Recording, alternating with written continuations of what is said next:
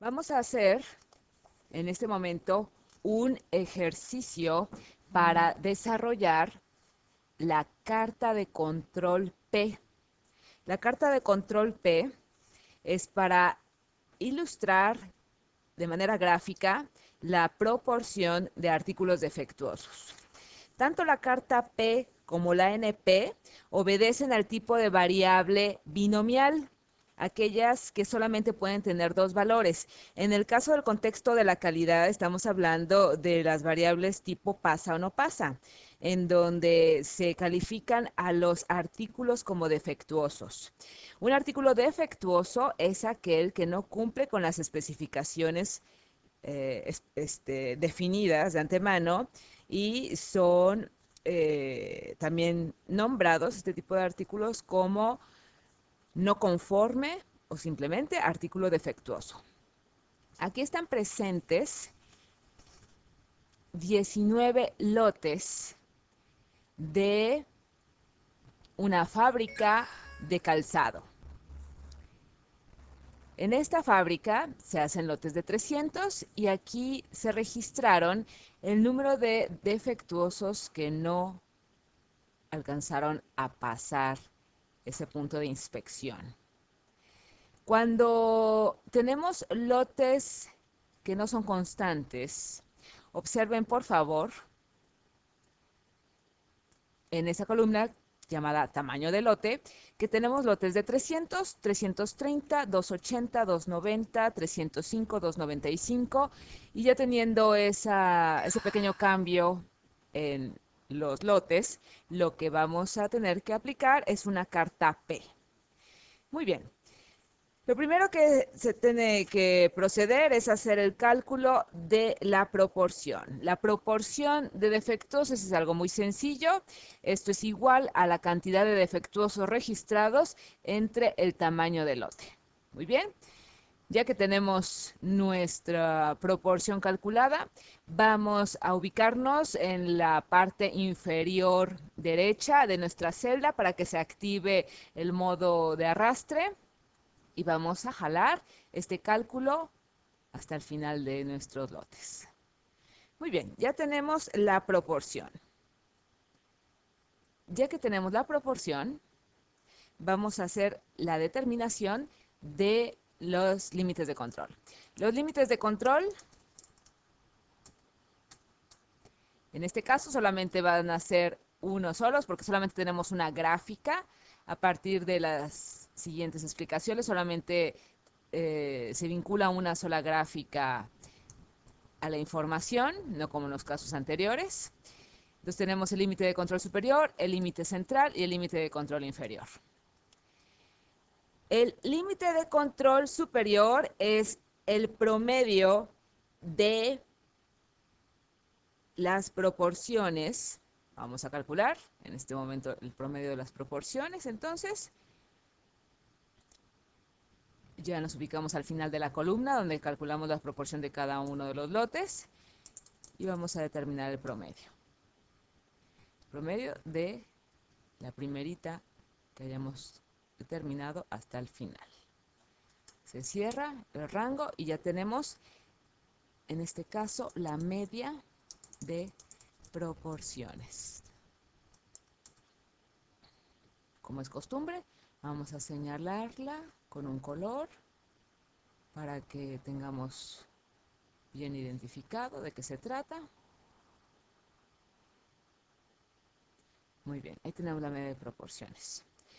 Un dato adicional que necesitamos sería determinar el promedio del tamaño del lote. Vamos a ubicarnos justo debajo de la columna del tamaño del lote y vamos a hacer el mismo cálculo. Vamos a calcular el promedio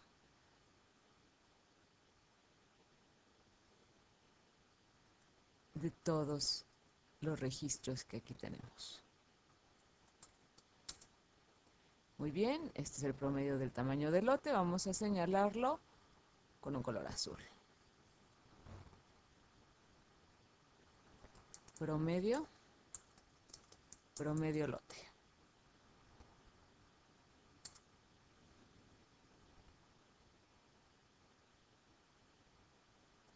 Muy bien.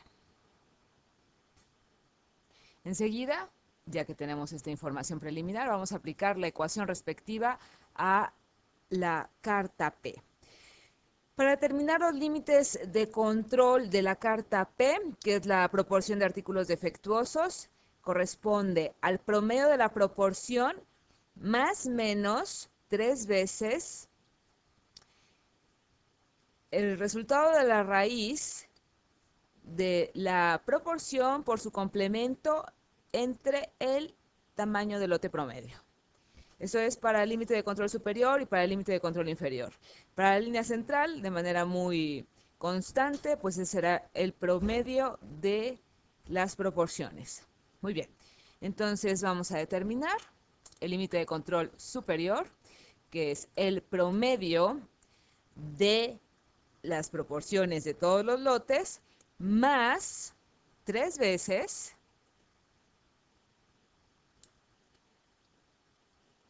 la raíz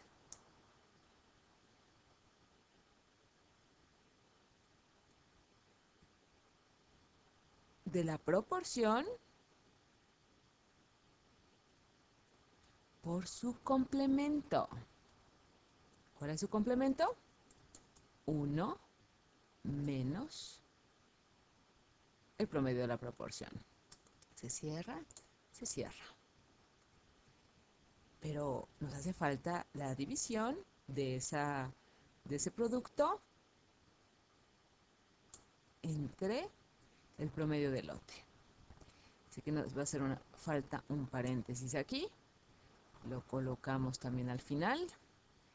Y ahora sí, ya tenemos que es el cálculo del límite de control superior, la media de las proporciones más 3 veces la raíz de la proporción por su complemento y todo eso entre el promedio del lote. Muy bien. El límite central es tan sencillo como la media de las proporciones y el límite de control inferior. Vamos a simplificar un poquito esto.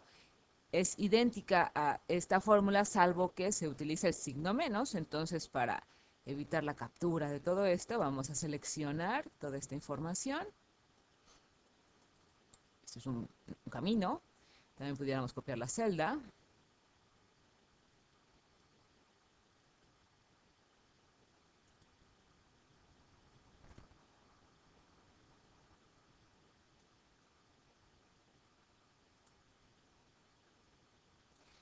Y lo que vamos a hacer es retirar este signo más y anotar un signo menos. Perfecto. Ya tenemos los límites de control. Enseguida vamos a colocar a un costado el límite de control superior, el límite central y el límite de control inferior.